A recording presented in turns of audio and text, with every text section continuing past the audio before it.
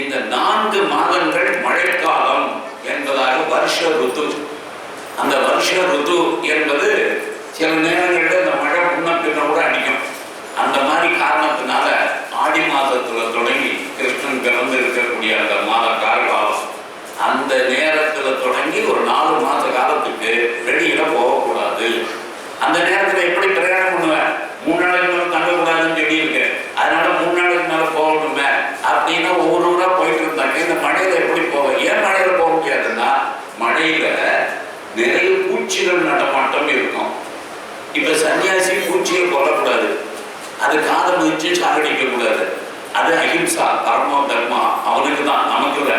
நமக்கு கொசு அடிக்கணும், அவனுக்கு கொசு அடிக்க கூடாது. நல்லா படிச்சுங்க. சன்னியாசி கொசு கடிக்கிறது அவன் அடிக்கலாம், டக்குன்னு இப்படி தட்ட முடியுமா? கூடாது. ஏன்? அந்த சன்னியாசம் அந்த காலத்துல வாய்ந்த வயசுல அது கொசு கடிக்கு போட்டப்ப நமக்கு என்ன வந்தது? இது எப்படி ஏதோ ஒரு முக்கிய போகுதுன்னா கொஞ்ச நாள். அதனால இது மாதிரி பேர் மொச்சுன்னு இருக்கட்டும், அறிக்கலாம், என்ன வேணா பண்ணட்டோம்னு விட்டுருணும். ஆனா கிரகத்தை அப்படி இருக்க முடியுமா? முடியாது. அதனால அந்த கொசு அதை கொல்லணும், மூட்டை பூச்சி கொல்லணும், ஈ கொல்லணும், இதெல்லாம் நாம பண்ணுவோம். ஆனா சன்னியாசி பண்ணக்கூடாது. அதனால நடந்தாங்கன்னா காலம் முடிச்சிடும். அதனால நீங்க தெரியாத பார்த்தீங்கன்னாக்க அவங்க இந்த சாயங்கால வேளையில நடந்து போறது ஒரு பீரி, மயில் பீரி ஒன்று வச்சு இப்படியே தடவிட்டே போவாங்க. இந்த மயில் பீரி வச்சு சன்னியாசிகள் இருக்க அந்த ஜெயின சன்னியாசியெல்லாம் இப்படி தடவிட்டே போறான்னாக்க அவனுக்கு முன்னாடி இருக்கிற பூச்சிகள் ஏதாவது காலில் பட்டு முடிச்சிடக்கூடாதுன்னு. நல்லா பகவான் எப்படி பண்ணியிருக்கான்னு பாருங்க. உங்க காலை நீங்க என்னைக்காவது ஒரு அளவுக்கு கூர்ந்து பார்த்துருக்கீங்களான்னு தெரியாது. பாதத்தினுடைய அமைப்பே எப்படி தெரியுமா இருக்கு? இந்த பக்கம் பூமியில் அழுந்தோம், அந்த பக்கமும் பூமியில் அழுந்தோம், நடுப்புறம் ஒரு ஓவர் வெட்டி விட்டுருக்கான். நீங்க நல்லா கவனிச்சீங்க. ஒவ்வொருத்தரும் அவங்க காலை பார்த்துக்கிட்டாலே போதும். அந்த பக்கமும் பூமியில படுது, இந்த பக்கம் பூமியில படுது, நடுப்புறம் மட்டும் ஒரு கேப். அந்த கேப் என்னன்னா ஒரு ஓவர் பிரிட் மாதிரி அப்படி பண்ணி வச்சிருக்கான். இது எதுக்குன்னா அந்த நுண் உயிர்கள், சின்ன சின்ன பூச்சி, சின்ன சின்ன எறும்பு, இது போன்றதுக்கு கூட ஒரு தற்காப்பு உணர்வு வருமா. அப்படி யாராவது ஒருத்தன் நடந்து வரான்னா அவனுடைய கால் பட்டு தான் நசுங்கிடக்கூடாதுன்னு அந்த கேப் இருக்கு பாருங்க. உங்க 2 முன்பக்கத்துக்கும் பின்பக்கத்துக்கும் இடையில, கணுக்கால் பாதாம்ங்கிறதும் முன்பாதாம்ங்கிறதுக்கும் இடையில இருக்கிற கேப்ல நுழைஞ்சு போடும். அப்படி நுழைஞ்சு அந்த சபையில போறதுக்காக தான் அப்படி வச்சிருக்கான். அப்ப நேச்சுரலி நீங்க ஒவ்வொரு பாதம் எடுத்து வைக்கிற போது உங்களுக்கே பூச்சியை கொள்ள வேண்டிய அவசியம் வராது. ஆனால் வேகமா நடக்கிற உன்னுடைய ஸ்பீட அந்த எறும்பால நடிக்க முடியலன்னு வச்சுங்க. நீ வேகமா வந்து நடிச்சுக்கிட்டீங்கன்னா என்ன பண்ணுவாங்க? அதுக்காக தான் சன்னியாசியாக இருக்கிறவங்க நிச்சயமா பார்த்து நடக்கணும். வேகமா ஓடக்கூடாது, அவசரமே கிடையாது. ரயில பிடிக்க ஓட முடியாது, பஸ்ஸை பிடிக்க ஓட முடியாது. அந்த வேலையெல்லாம் முடிஞ்சு போன நேரம் தான் சன்னியாசமே வாங்கியிருக்கேன். அதனால எனக்கெல்லாம் நான் ரயில பிடிக்க ஓடுறேன் சார், நான் பஸ்ஸை பிடிக்க ஓடுறேன்னு சொல்ல முடியாது. அந்த மாதிரி இருக்கக்கூடிய இடத்துல இந்த ஜெயின சன்னியாசிகள் மட்டும் அதெல்லாம் பண்ணி நிதானமா நடப்பாங்க. இந்த சாதுர்மாசியம் என்பது மழைக்காலத்தில் பூச்சிகள் காலில் பட்டு அது இறந்து போய்விடக்கூடாது என்பதற்காகவே அவர்கள் பயணம் செய்ய வேண்டாம். அப்படி பயணம் செய்யலன்னு என்ன அர்த்தம்? அந்த சன்னியாசி எந்த ஊருக்கு வந்திருக்கானோ அந்த மழை காலத்துல அந்த ஊர்லயே 4 மாசம் இருந்துருன்னு அர்த்தம். இது அதுக்காக ஏற்பட்டது. இப்ப மழைக்காலமும் அந்த மாதிரி இல்லை. இப்ப மழைக்காலத்துக்கான பயப்பட வேண்டிய அவசியமும் எந்த சாமியாருக்கும் கிடையாது. ஏன்னா அவன் பழைமூத்துக்காரன், அந்த காரன், இந்த காரன்னு வச்சுன்னு போயிட்டு இருக்கான். அவனுக்கு மழையாக இருக்காது. எல்லாம் ஏசி ரூம்ல இருக்காங்க, பெரிய பெரிய பில்டிங்ஸ்ல இருக்காங்க. இவங்களுக்கு என்ன வந்தது? மழையினால பாதிப்பு. அதாவது நடந்துதான் போயிட்டு இருக்காங்க, ஒண்ணும் கிடையாது. ஆனாலும் இன்னைக்கும் சில மடங்கள்ல தான் சாதுர்மாசியம் அப்படின்னு சொல்லிட்டு திடீர்னு ஒரு ஊர்ல கேம்ப போவாங்க. இதுக்குதான் மெனக்கெட்டு போதும். என்ன அநியாயம்? சாதுர்மாசியம் என்பது நடந்துகிட்டே இருக்கிற சாமியார் எந்த ஊர்ல நடந்து வந்தானோ அந்த ஊர்லயே உட்கார்ந்து விழுகிறதுக்காக பண்ணது சாதுர்மாசியம். இப்ப என்னடான்னா இவர் ஹெட் குவார்டர்ஸ்லயே தான் உட்கார்ந்துட்டு இருக்காரு. திடீர்னு சாதுர்மாசியம் இங்க இந்த வருஷம் எங்க வச்சுட்டு போறீங்க அப்படின்னு கேட்கலாம். உடனே எங்க வச்சுட்டா சௌரியம்? நமக்கு நிறைய சாப்பாடு, நிறைய பேருக்கு பணம் காசு எல்லாம் வரணும்னா மும்பையில வச்சுக்கிட்டா ரொம்ப சௌரியமா இருக்கும்னு நினைக்கிறேன். உடனே இந்த ஆண்டு இந்த சுவாமிஜி அவர்கள் தங்களுடைய சாதுர்மாசியத்தை அவர்கள் மும்பையில் நிகழ்த்த இருக்கிறார்கள். முன்கூட்டி அறிவிச்சுவோம். அப்படின்னா என்ன அர்த்தம்? ஊரில் இருக்கிறவங்கன்னா வந்து அன்றாடம் காணிக்கை வச்சுட்டு போங்களான்னு அர்த்தம்.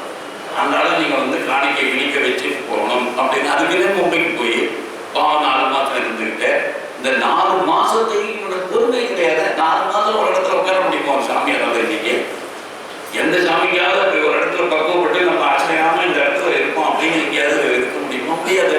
அதனால என்ன பண்றாங்க, உடனே அதை குறைச்சிருவோமா. அதுக்காக இப்ப வந்த சப்ஜெக்ட் எங்கன்னு பிடிச்சிங்க அப்படின்னு பண்ணணும். அதை இப்ப நான் என்ன சொன்னேன், 13 ஆண்டுகளுக்கு 13 மாதமே அதுக்கு சப்ஸ்டியூட் மாற்று, அதன்படி 13 மாதம் இருந்துட்டோம் போடும் யுத்தம் பண்ணலாம் அப்படிங்கிறோம்.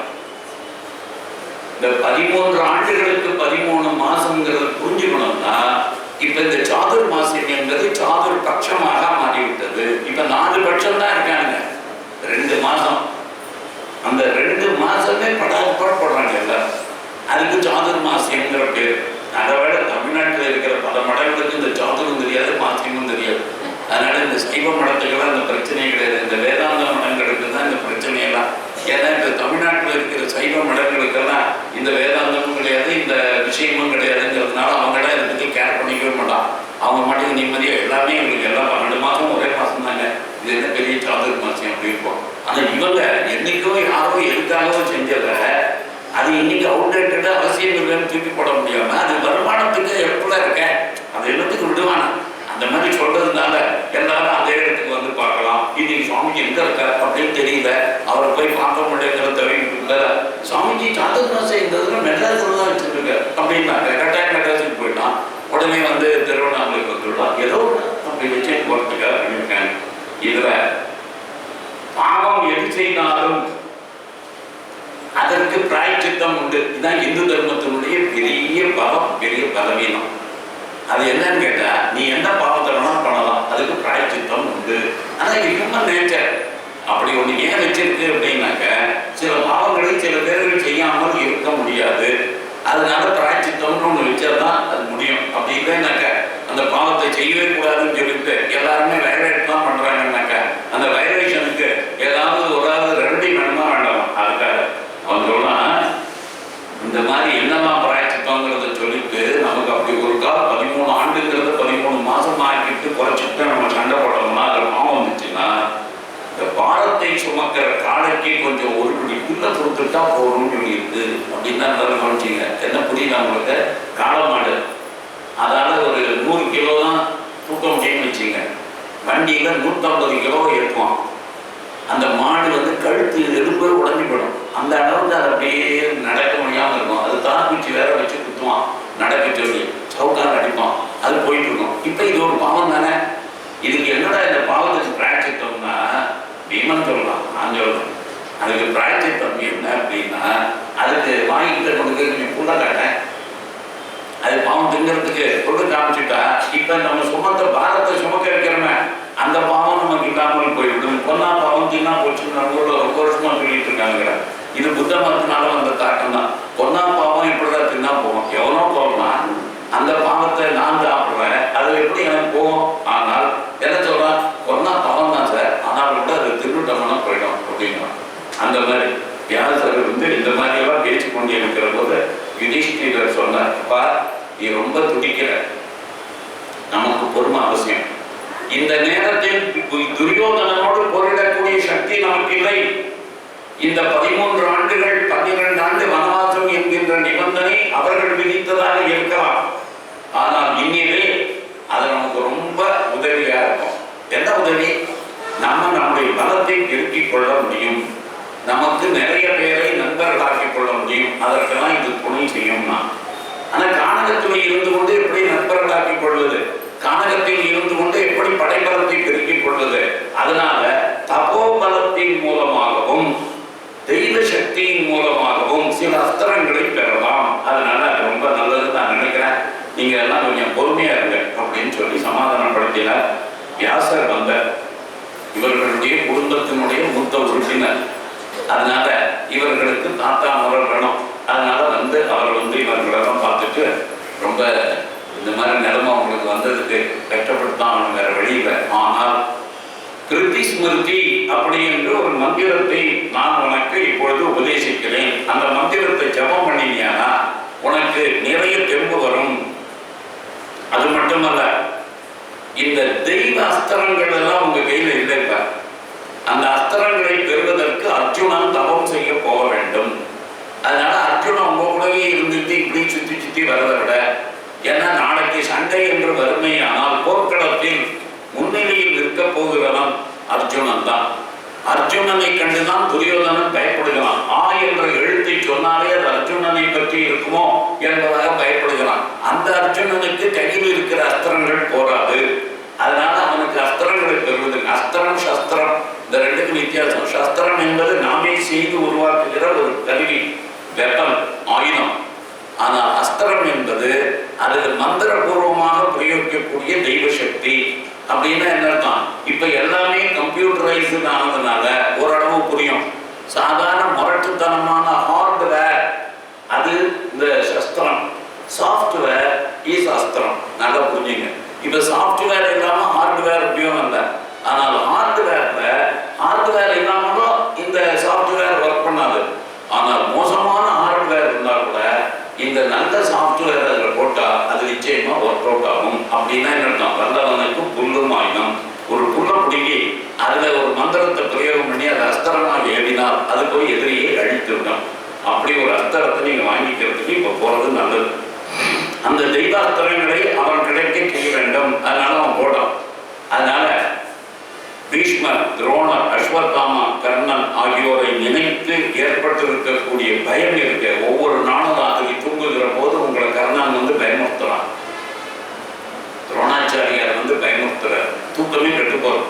இதெல்லாம் இல்லாம இருக்கணும்னா இந்த பிரதிஸ்மிருதி மந்திரத்தை நீங்க சொல்லிட்டே இருக்க. அது உங்களுக்கு நல்ல கெட்ட கனவெல்லாம் வராம இருக்கும் அப்படின்னாரு. அது மட்டுமல்ல, இந்த வனத்துக்கு வந்து கிட்டத்தட்ட ஓராண்டு ஆக போகிறது நீங்கள். அதனால பேசாம இந்த இடத்த விட்டு இன்னொரு இடத்துக்கு போகுங்கள் அப்படின்னாரு. 2 வனங்கள் தான் இந்த 12 ஆண்டு கால வாழ்க்கையில. இந்த 2 வனங்களை தவிர அவர்கள் போன இடம் தீர்த்த யாத்திரை என்பதாக பாரத தேசம் முழுக்க போனார்கள். இந்த பாரத தேசம் முழுக்க போகிற போது வனவாசிக்கு இருக்கக்கூடிய நிபந்தனை என்னன்னா, அவன் நகரத்தின் வழியாகவோ கிராமத்தின் வழியாகவோ போகக்கூடாது. இது ராமருடைய வாழ்க்கையில நம்ம பார்த்திருக்கோம். அதை போல இப்பொழுது இவர்கள் நாடு முழுக்க போகலாம். ஆனால் போகிற போது கானகத்திலிருந்து கானகம், ஒரு கானகத்தை விட்டு இன்னொரு கானகம், அப்படி மாறி மாறி இந்த ரூட்டை அந்த ஃபாரஸ்ட் ஏரியாவில் மட்டும்தான் நடமாட முடியும். அப்படி அவர்கள் 12 ஆண்டுகளை கழிக்கிறார்கள். அதுல 2 வனம், துவைத்த வனம்னு ஒண்ணு, காமியக வனம். இந்த காமியக வனம் என்பது சரஸ்வதி நதி அப்படின்னு ஒண்ணு இருந்தது. இப்ப கிடையாது, அது பூமிக்கடியில போயிடுச்சு. அந்த பூமிக்கடியில போன அந்த நதியானது கரையில் ஓடிக்கொண்டு இருந்த பொழுது அதனுடைய கரையில தான் சரஸ்வதி சிவிலைசேஷன். இப்பொழுது எதெல்லாம் சிந்து சிவிலைசேஷன், அது சிந்து வேலி சிவிலைசேஷனே கிடையாது. அது இண்டஸ் வேலியே இல்லை, போய் அது சரஸ்வதி நதி தீரத்தில் இருந்த நாகரிகம் தான் என்பது இன்றைக்கு வரலாற்று ஆராய்ச்சியாளர்கள் வந்திருக்கிற முடிவு. அந்த சரஸ்வதி நதி வறண்டு போய் பூமிக்கடியில போயிடுது. இப்ப பூமிக்கடியில போன அந்த தண்ணியை மேல கொண்டு வர முடியுமா அப்படி என்கின்ற ஒரு முயற்சியும் நடக்கிறது. அதற்கான அரசாங்கத்திலேயே உதவி செய்கிறார்கள் சில தனிநபர்கள். சரஸ்வதி நதியை எப்படி பூமிக்கு எப்படி கொண்டு வருவது, அதாவது ஓட செய்யணும். இப்போ ஓட செய்யறதுக்கு முதல்ல ஏதாவது ஒரு இடத்துல ஊற்றாக அதை வெளியில கொண்டு வந்துட்டா அதுக்கப்புறம் அதை ஒரு பெரிய நதியாக மாற்றலாம் அப்படி என்று அதற்கான முயற்சி நடக்கிறது. இந்த முயற்சி நடக்கிறதுக்கு இருக்கிற நதியை வறண்டு கொடுமோன்னு அது வேற பயன் இருக்கு. அதனால நீ என்ன புதுச்சனை வறண்டு போய் ஏற்கனவே பூமிக்கடியில போன நதி எப்படி வெளியில கொண்டுறது. ஆனா இப்போ உண்மையிலேயே இருக்கிற நதி வறண்டு போகாம இருக்கிறதான்னு பார்த்துக்கிறது ரொம்ப முக்கியம். அதனால இப்ப காமியக வனத்திற்கு இவர்கள் போகிறார்கள். அப்படி போறதுக்கு முன்னாடி யுதிஷ்டிரர் அர்ஜுனன் கிட்ட இந்த பிரதிஸ்மிருதி அப்படிங்கிற மந்திரம் தனக்கு உபதேசிக்கப்பட்டால் அதை இன்னொருவருக்கு உபதேசம் செய்ய முடியும், அந்த அதிகாரம் வந்துடும். அதனால இவனுக்கு உபதேசம் பண்ணி, உனக்கு இது பல விதங்களில் உபயோகம் இருக்கும், அச்சம் நீங்கும், நீ போய் அந்த வியாசர் சொன்னபடி தேவாஸ்திரங்களை பெற்று வருக. தெய்வாஸ்திரம்னா எங்கெல்லாம் பெறணும் அப்படின்னு ஒண்ணு, இந்திரலோகத்திற்கு சென்று இந்திரனிடமிருந்து அவங்கிட்ட இருக்கக்கூடிய அஸ்திரங்களை பெற்று வருக அப்படின்னு சொல்லிட்டு அவங்க சொல்ற. அப்படி சொன்ன உடனே இவன் தவம் செய்வதற்காக போகிறான். அப்படி போகிற பொழுது இவனுடைய தந்தை, அதாவது என்னதான் தேவனாக இருந்தாலும் கூட இந்த பிள்ளை பாசம் என்பது மனிதனை விடாது என்பதற்கு மகாபாரதத்தில் பல சான்றுகள். அதுல சூரியனுக்கு கர்ணனிடத்தில் இருந்த ஈடுபாடு, இந்திரனுக்கு அர்ஜுனனிடத்துல இருந்த ஈடுபாடு. இந்த அர்ஜுனன் நான் வெல்லணும்னு நினைச்சது இந்திரன். அவனுக்கு இவனுக்கு என்ன சம்பந்தம்? ஏதோ ஒரு நாளைக்கு யாரோ ஒருத்தையும் மந்திரத்தை சொல்லி அவன் பேரை கூப்பிட்டா, அதனால அவனுக்கு ஒரு பிள்ளையை கொடுத்துட்டு போயிட்டா, அதோட முடிக்க வேண்டியதான கதை. அதுக்கப்புறம் அவன் என்ன ஒப்பிள்ளைன்னு பார்த்துட்டு. ஆனால் அப்படியே அந்த கவனிச்சிங்க, இதெல்லாம் என்னதுக்கு சார் அந்த கதையெல்லாம் நமக்கு தெரியல. நாம நம்மள பல பேருக்கு பிள்ளையை கொடுத்துட்டு வந்துருவானுங்க. அப்படி கொடுத்துட்டு அந்த ஊர்லயே இருக்க மாட்டான். அதுக்கப்புறம் என் கல்யாணம் பண்ணி வேற ஊர்ல செட்டில் ஆயிடுவான். ஆனா திடீர்னு இன்னைக்காவது ஒரு நாளைக்கு அப்படி ஒருத்தன் வந்துட்டான்னு வச்சிங்க, அந்த பையன் எடுத்தாப்புல வந்துட்டான்னா அந்த பாசம் பொத்துக்கிட்டு வந்துடும். இது என்ன இருந்தாலும் நம்ம பிள்ளையாச்ச, இது நம்ம பிள்ளையாச்ச அப்படின்னு சொல்லிட்டு அந்த பாசம் வரும். இதுதான் மனித இயல்பு. இது மனித இயல்பு. அது வேண்டாம்னு ஒதுக்கி போட்டது. அது ஓன் பண்றதே என்னுடைய நோக்கம் இல்லை. ஆனாலும் கூட எப்பொழுதாவது வாய்ப்பு கிடைத்து இது என் பிள்ளை, நான் எவ்வளோடு ஒரு இடத்தில் இவன் அவள் கர்ப்பம் தரிச்சு குழந்தை பிறந்திருக்குன்னா அந்த குழந்தைனே எனக்கு ஒரு பாசம் வருதா இல்லையா? அந்த பாசத்தை தான் நீ சொல்லணும். அர்ஜுனன் இடத்துல இந்திரனுக்கு பாசம். அதனால அங்கிருந்து வந்தான். ஒரு மாற்று வேடத்துல வந்தான். இவன் யாரோ ஒரு மகர்ஷி அப்படின்னு நினைச்சு பேசிட்டு இருக்கிற போது, நான் தான் இந்திரன், ஆகவே நான் உங்களை நோக்கித்தான் தவம் செய்வதற்காக வருகிறேன். தவம் செய்து உங்களை அடைய வேண்டும். அதனாலதான் அஸ்திரங்கள் வேண்டும் தான். அஸ்திரங்கள் கிடைக்கும், நீ தேவலோகத்துக்கும் வருவ. ஆனா அதுக்கு முன்னாடி ஒரு கண்டிஷன் மறந்துடாது. சிவபெருமானை நோக்கி தவம் செய்.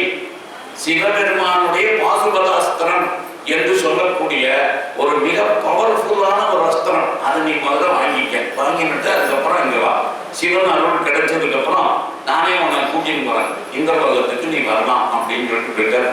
இந்த அர்ஜுனன் தபஸ் என்பது நம்ம ஊர்ல நடக்கக்கூடிய இந்த தெருக்கூத்துல இது ஒரு முக்கியமான ஐட்டம். நீங்க அர்ஜுனன் தபசுங்க நீங்க கூட்டம் எக்கச்சக்கமா வரும். அன்னைக்கு அர்ஜுனன் தபசுன்னா ஒரு ஆள் வேற மேல நிற்போம். அந்த காரணம் நின்றுட்டு அவன் மேல தவம் பண்ற மாதிரியே அந்த நாடகமெல்லாம் நடிக்கும். எதுக்காக சொல்றேன்னா அர்ஜுனன் தபஸ் இது தமிழ்நாட்டு மக்களுக்கு, அதுவும் இந்த பக்கத்துல இருக்கிற ஜனங்களுக்கு ஒவ்வொரு கிராமத்திலையும் நடக்கிற விஷயம். அதனால தெளிவா தெரியும். இப்ப என்னதான் இவன் தப்பம் பண்ணினான் அப்படிங்கிறது மகாபாரதத்துல சொல்லப்பட்டிருக்கு. முதல் மாதம் படுத்து பூமியில் விழுந்த இலைகளை மட்டும் 3 நாட்களுக்கு ஒரு முறை சாப்பிடுவது. 3 நாளைக்கு ஒரு தடவை தான் சாப்பிடுறது. அதுவும் தானா படுத்து கீழே விடக்கூடிய இலைகளை மட்டும்தான் சாப்பிடுறது. அடுத்த 3 நாளைக்கு டோட்டலா பட்டி கிடக்கிறது. அதுக்கப்புறம் அப்படி தரம். அப்புறம் 2ஆம் மாதம் 6 நாட்களுக்கு ஒரு முறை தானாக கனிந்து விடக்கூடிய ஒரு கனியை எடுத்து சாப்பிடுவது. அப்புறம் 3ஆம் மாதம் 15 நாட்களுக்கு ஒரு முறை இதே போல ஏதாவது ஒரு கனி கிடைத்தால் சாப்பிடுவது. 4ஆம் மாதம் காற்றை மட்டுமே உணவாய் கொண்டான். இந்த 4 மாதங்கள் அவன் தவம் செய்கிற போது வாயுபக்ஷோ மகாபாகு அபவத் பண்டுநந்தனா ஊர்த்வபாகு நிராலம்பகா பதாங்குஷ்டா அக்ரவிஷ்டிதா. அதாவது வலது கால் கட்டை விரலை வைத்து ஊன்றி 2 கைகளையும் மேலே தூக்கி எந்த விதமான ஒரு ஆதாரமும் இல்லாமல் நின்று கொண்டு தவம் செய்தான்.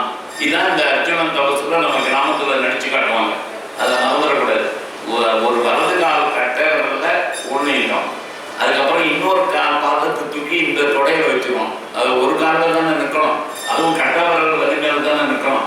அதனால இன்னொரு பாதத்தை அந்த இடத்துல வச்சுக்கணும். தொடங்கிட்ட வச்சுட்டு இந்த கையை 2ஐயும் தூக்கி இப்படி வைத்துக் கொண்டு தவம் செய்தால் அந்த தவத்தை அவன் செய்தான்.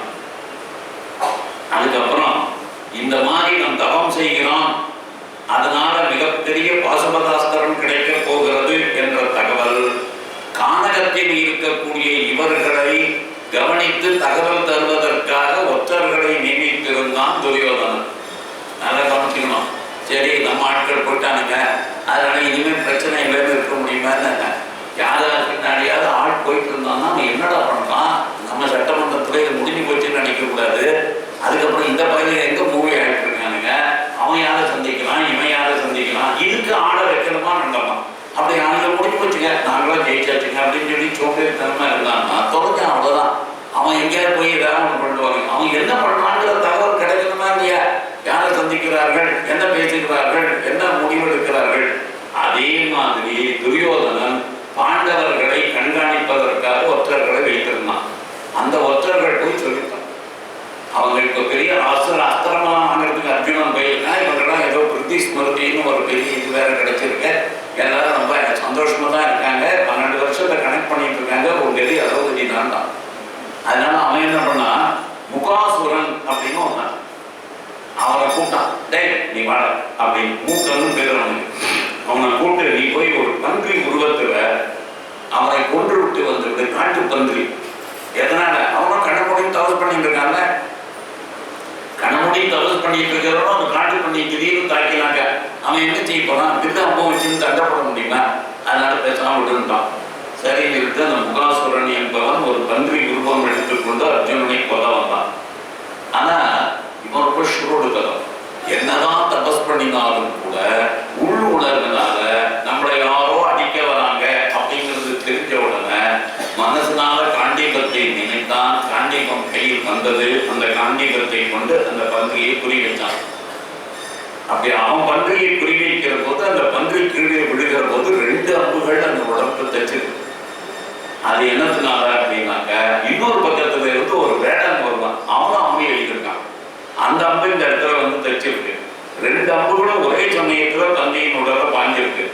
அதனால தான் கொண்டுட்டோன்னு நினைச்சுக்கிட்டு இவன் இருக்கிற போது வேற ஒரு அம்பு வந்து அது கீழே விழுந்த உடனே இப்ப இவன் அவனை பார்த்து கேட்டான், யாராடி வேடம், நீ யாரு? எதற்காக நான் குறிவைத்த பன்றியை நீயும் குறிவைக்கிறாய்?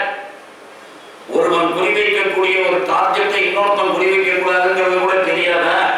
அதனால வேட்டையாடுபவர்களுடைய விதிமுறையை மீறிய செயலுக்கு இப்ப நான் இந்த புதிய அடிக்கிறத முடிவுபடுத்தேன்னா இன்னொருத்தனை வேட்டையாட வந்தோம் அதே புதிய அடிப்பான, வேற தேடி போக வேண்டியதானே. அதனால நீ உடனே சொல்லு அப்படின்னா அவன் சொன்னா, முதல்ல நீ யாருன்னு சொல்ற? நான் இந்த ஊருக்காரன், நான் இந்த காட்டுல தான் நடமாடிட்டு இருக்கேன். உன்னை பார்த்தாதான் ஏதோ டவுன்ல வந்த ஆள் மாதிரி இருக்கு. அதனால உனக்கு என்ன இங்க வேலை, அதை நீ பத்தி பேசு. அதான் இந்த பன்றி நான் அடிச்சுதான் விழுந்தது. அதனால அது எனக்கே சொந்தமானது. என்னுடைய அம்பு பட்டு அது விழுந்திருக்கிறது. வீணான கர்மம் கொள்ள வேண்டாம். நான் அதுக்கெல்லாம் அஞ்ச மாட்டேன். தவறி பேசுவாயானால் உன்னுடன் போரிட தயார். உனக்கு சக்தி இருக்குமானால் நீயும் போர் பண்ணுங்க. ஒரு சாதாரண காட்டுல இருக்கிற வேணா ஒரு மிகப்பெரிய விண்வீரனை பார்த்து இப்படி பேசிவிட்டானே என்கின்ற ஆத்திரம் வந்தது. அதனால அர்ஜுனன் அவனோடு போர் தொடங்க தொடங்கினான். போர் என்றால் அம்புகளை எய்து போர் தொடங்குகிறார். இவன் அம்புகளை எய்யலாம். அந்த எந்த அம்புகளுமே இந்த வேடனை பாதிக்க முடியாமல் இருந்தது. எத்தனை அம்புகள் இருந்தாலும் கூட இவனுடைய உடம்புல பட்டு முடிஞ்சு போய் கீழே விளையாடத்தை தவிர இந்த அம்பு எதுவுமே இந்த வேடனை கொல்லவில்லை. அதனால என்ன பண்ணா, என்னடா நீ அம்பு பட்டு தர மாட்டேன் அப்படின்னு அந்த வில்லையை காண்டிபத்தையே பிடிச்சி அது நுனியால் ஓங்கி தர மண்டையில் அடிச்சான். அதான் பானலிங்கம். நீங்க சில ஊர்கள் எல்லாம் விசேஷமாக பானலிங்கம் என்பதாக இந்த இடத்துல ஒரு சின்ன கூடு இருக்கும். அப்படி ஒரு நர்மதா நதியில கிடைச்சக்கூடிய அந்த பானலிங்கம் கிடைச்சி வந்ததுன்னு வச்சுங்க. அந்த லிங்கத்துல மட்டும் ஏன் இந்த பிளவு இருக்கு அப்படின்னா, அதுக்கு அதை கொண்டு வந்து நம்ம வீட்டில் பூஜை பண்றோம். அது லிங்க வடிவத்துல இருக்கு. அந்த சிவலிங்க வடிவத்துல இருக்கிறதுல சிலதுல இந்த பிளவு இயல்பா இருக்கும். அது இயற்கை. ஆனா நாம என்ன சொல்றாங்க, இது பானலிங்கம் அர்ஜுனன் அடிச்சாங்க அந்த அந்த வடு அப்படியே இருக்குவாங்க அப்படின்னு சொல்றோம். அதாவது எதையுமே இறைவனோடும் எதையுமே ஆன்மீகத்தோடும் சம்பந்தப்படுத்தி பார்ப்பது என்பது இந்துக்களுடைய மனோபாவம். அது இயற்கைன்னு உலகம் மற்ற எல்லாரும் சொல்லுவான். இந்த ஊர்ல மட்டும் சொல்ல மாட்டோம். அணிலுக்கு எழுதார் 3 போடுதுன்னா ராமர் போட்டாருமா, ராமர் போட்டார் சார் அப்படிமா. அப்ப ராமர் போடுறதுக்கு முன்னாடி அணில் எப்படி சார் இருந்தது அப்படின்னு கேட்டா, அது நான் இன்னும் பார்க்கல சார். அது ஆனா எனக்கு தெரிஞ்சு ராமர் எத்தனையோ யுகங்களுக்கு முன்னாடி இருந்த அணில் ஒரு காலம் அதுக்கப்புறம் சிருஷ்டிக்கப்பட்டிருக்கலாம். அவர் தடவை கொடுத்துதான் 3 போட்டு. அதாவது எதையுமே அந்த சம்பவங்களோடு இந்த மனோபாவம் நல்லதா கிடக்குறான்னா எது வரைக்கும் இந்த கற்பனா சாரம் இருந்து ருச்சி இருக்கோ அது வரைக்கும் நல்லது. ஆனா இதான் உண்மை அப்படின்னு போய் அறிக்கை பண்ணுவீங்க. ஏன்னா அணிலுக்கு 3 கோடுகள் இருந்தால் எங்களோட புராணத்தில் சொல்லி இருக்கிறது. ராமபிரான் அந்த 3 கோட்டை போட்டார். அதுக்கப்புறம் தான் அணிலுக்கு 3 கோடை வந்ததுன்னு ஏதாவது சயின்ஸ் கான்ஃபரன்ஸ்ல போய் பேசுவியா? பைத்தியக்காரத்தினால அணிலுக்கு ஏன் 3 கோடுன்னு அவன் அணிலை பத்தி படிக்கிறவங்கிட்ட கேட்டா அவன் சொல்லுவான் அது என்ன சப்ஜெக்ட், அதுல என்ன வந்திருக்குங்கிறத அவன் சொல்லுவான். அதாவது இது எல்லாத்துக்கும் ஏன் சொல்றேன்னு கேட்டீங்கன்னா, நம்ம ஊர்ல பல விஷயங்கள் வரலாற்றோடு, அதாவது இப்ப மானலிங்கம் எதையும் சேர்ந்த ஒரு கீழல் இருக்கு. ஆனா அது எதனால் வந்ததுன்னு இதை ரெண்டையும் இணைக்கிற ஆற்றல் நமக்கு தான் இருக்கு உலகத்திலே. அதனால இது பொய்யில்லைங்கிறதுக்கு அது சாட்சி. அப்படி சொல்வது என்பது நான் மகாபாரதத்தோடு அதை இணைக்கிறேன் என்பது என்னுடைய அந்த மகாபாரதத்தின் மீது நான் வைத்திருக்கிற பக்தி. அதனால அப்படி பண்ணிடலாம். அதுக்கப்புறம் திடீர்னு ஒரு பெரிய அம்பவட்டி நாடை அடிச்சிடலாம் அப்படின்னு நினைச்சிட்டு இருக்கிற போது இவன் வந்து சிவபெருமானை வணங்கிவிட்டு தான் பண்ணணும் போதற்கு இந்த வேடன் யார் என்று தெரியவில்லை அப்படின்னு சொல்லிட்டு பக்கத்துல ஒரு சிவலிங்கம், எந்த காலகட்டத்திலையும் ஏதாவது ஒரு லிங்கம் இருக்கும், அது மாதிரி ஒரு லிங்கத்தை பார்த்து இவன் கும்பிட்டான். அப்படி கும்பிட்ட போது ஒரு மாலையை அது மேல போட்டான் இந்த லிங்கத்தின் மீது. அந்த மாலை இந்த வேடனின் கழுத்தில் விழுந்தது. இந்த வேடன் கழுத்துல அந்த மாலை விழுந்த உடனே ஓஹோ சிவபெருமான் தான் வேடனாக வந்திருக்கிறார் போல இருக்கிறது அப்படிங்கிற விஷயத்தை அவன் புரிந்து கொண்டான். உடனே அவர் காலில் விழுந்தான். ஐயோ பிரபு, இதை மன்னிக்க வேண்டும், நான் யாருக்கு தெரியாமல் இந்த நாள் வரை இருந்து விட்டேன், உங்களோட சண்டைப்பட்டு தேவையற்றது இப்படி இப்படின்னா. அதெல்லாம் கவலைப்படாதோ, உன்னுடைய வீரத்தை நான் பரிசோதிப்பதற்காகத்தான் பண்ணினேன். அதனால உனக்கு ஒப்பான ஒரு சத்திரியனே கிடையாது. ஆனானப்பட்ட சிவபெருமானோடே போரிட்டு இருக்கக்கூடியவன். அதனால போரில் தேவர்களும் உன்னை வீழ்த்த முடியாது. அதனால எனக்கு நீங்க ஒன்னே ஒன்று செய்யணும். நான் உங்களை நோக்கி தவம் செய்ததற்கு ஒரு காரணம் உண்டு. நான் தவம் செய்தது எனக்கு இதுவரை என் கையில் இல்லாத ஒரு அஸ்திரம், யாரையும் எதிரியை அடிக்கக்கூடிய ஒரு அஸ்திரம், அதை கொடுக்க வேண்டும். இதையெல்லாம் பேரு பிரம்மசிரஸ் அப்படின்னு சில இடத்துல வரும். அதாவது இந்த பிரம்மசிரஸ்ங்கிறது ஒரு அட்டாமிக் வெப்பன், அவ்வளவுதான், வேற ஒண்ணுமே கிடையாது. ஒரு அட்டாமிக் பாம், அவ்வளவுதான். ஆனால் இந்த அட்டாமிக் பாம்புக்கு அவனும் ஒரு பேர் வச்சுப்பான் இல்லையா? அதனால இப்ப நமக்கு பக்கத்துல இருக்கக்கூடிய பாகிஸ்தான்ல இருந்து ஒரு பாம்பு தயார் பண்ணியிருக்கான். அவனுக்கு கோரி முகமதுன்னு தெரிவிச்சிருக்கான். நல்லா கவனிச்சிங்க. நம்ம எவன் எதிர்த்து முதல்ல சண்டை போட்டு நம்ம தேசத்தை அடிமைப்படுத்தினானோ அவன் பேரை தான் அவன் வச்சிருக்கான். நம்ம உன்னுடைய புராணங்கள்ல அக்னி ஏவுகணை, அக்னி ஏன்னா இது அப்படியே போய் எரிச்சிடும். அப்ப எரிக்கிறதுன்னா யாரும் ஞாபகம் வரும் நமக்கு? அக்னி ஞாபகம் தான் வரும். அதனால பிருத்திவி, அக்னி இதெல்லாம் நாம தயார் பண்ற ஏவுகணைக்கு நாம வைக்கிற பேரு. அதனால அவன் வச்சிருக்கிறது அவனுக்கு நமக்கு எதிரியாக இருந்தாலும் அவன் பேர அவன் வச்சிருக்கான். அதனால அதுக்கு பேர் கொடுக்கும் போது அஸ்திரத்தினுடைய எஃபெக்ட் கிட்டத்தட்ட ஒரே விதமாக இருந்தாலும் கூட விதவிதமான பெயர்கள் இருக்கின்றன. பிரம்மசிரஸ் அப்படின்னு ஒண்ணு, பிரம்மாஸ்திரம் அப்படின்னு ஒண்ணு, பாசுபதாஸ்திரம் அப்படிங்கிறது இங்க. இப்ப இவன் பெற்றுக்கொண்ட அந்த அஸ்திரத்திற்கு பெயர் என்ன அப்படின்னா பாசுபதாஸ்திரம். பசுபதி என்பது இறைவனுடைய பெயர், சிவபெருமானுடைய பெயர். அவர் தந்த அஸ்திரம் அப்படிங்கிற காரணத்தினால அது அப்படியே இருக்கு. இந்த இடத்துல அவர் சொன்னார், இதை யார் மீதும் நீ பிரயோகிக்க கூடாது. இந்த அஸ்திரம் என்பது கடைசியில வேற வழி இல்லைன்னா தான் யாரையாவது பிரயோகிக்கலாமே தவிர சாதாரணமான யுத்தத்தில் நீ பிரயோகிக்க கூடாது. இது உலகத்தையே அழிக்கக்கூடியது. இதை எதிர்த்து போரிடக்கூடிய வலிமை உலகத்துல எந்த சக்திக்கும் கிடையாது. அதனால இப்ப நான் உனக்கு 3 விஷயம் கற்றுக் கொடுக்கணும். அது என்ன? இதை எப்படி அப்ளை பண்றது, பிரயோகம் அப்படின்னு ஒண்ணு. அதை திரும்பி எடுக்கணும். பிரத்யஸ்திரம் என்பதாக அந்த நான் வெப்பனை அனுப்பிச்சுட்டேன். அந்த வெப்பன் போய் தாக்கிவிட்டா அப்படி ஒரு கால் டார்கெட் தாக்கக்கூடாதுன்னு நினைச்சேன்னா என்னால திரும்ப எடுக்கிற சக்தி வரும். அதுவும் இது எல்லாத்தையும் அவனுக்கு உபதேசம் பண்ணிட்டா. உடனே அவனுக்கு ரொம்ப சந்தோஷம் அப்படின்னா உடனடியாக சிவபெருமான் மறைந்தார். இந்த இடத்துல இந்திரன் இந்த நேரத்துக்காக காத்திருந்தான். பாசுபதாஸ்திரத்தை இவன் பெற வேண்டும் என்பதற்காக காத்திருந்தான். உடனே இந்திரன் தன்னுடைய தேரை அனுப்பி, மாதவி என்பது அவனுடைய தேரோட்டியினுடைய பேர், அவன் உங்களை இந்திரன் அழைச்சின்னு வர சொன்னார் அப்படின்னு தேவலோகத்திற்கு இவனை அழைத்து கொண்டு போனார். அதாவது ஒரு பிளானட்ல இருந்து இன்னொரு பிளானட்டுக்கு போயிருக்கிறார்கள். தேவலோகம் அப்படிங்கிறது அப்படி ஒண்ணு இருக்குமா சார்? அப்படி எங்கேயாவது இருக்கிறது நீங்க பார்த்துருக்கீங்களா? நான் பார்த்துருக்கோமா? எதிர்காலத்துல எவனாவது பார்க்க போறான்னா இப்ப நிச்சயமாகவே சந்திரன், செவ்வாய் இந்த கிரகங்களுக்கெல்லாம் கூட மற்றும் போக முடியாது, வேடிக்கைதான் பார்க்கலாம்னு நினைச்சிட்டு இருந்தோம். இல்ல இப்ப போகலாம், குடியேற வாங்கலாம். இப்ப நேற்றுக்கு சொல்லியிருக்கான், இந்த பூமியை போலவே 9 கண்டம் இருக்குங்கிறோம். இந்த பூமி மாதிரியே இன்னும் யூஸ் பண்ணாம இருக்கக்கூடிய கண்டங்களே 9 இருக்கு. அதையே நம்ம இன்னும் யூஸ் பண்ணவே இல்லை. அதுல என்னென்ன இருக்கும், அதுல தண்ணி எவ்வளவு இருக்கு, அதுல ஆட்களுக்கு என்ன, எங்க போய் எப்படி இருக்கலாம், அங்க எப்படி இது காத்து அடிக்கும். நேற்றுக்கு முந்தானத்துக்கு ஒரு ஆர்டிகல் நீங்க பாத்தீங்க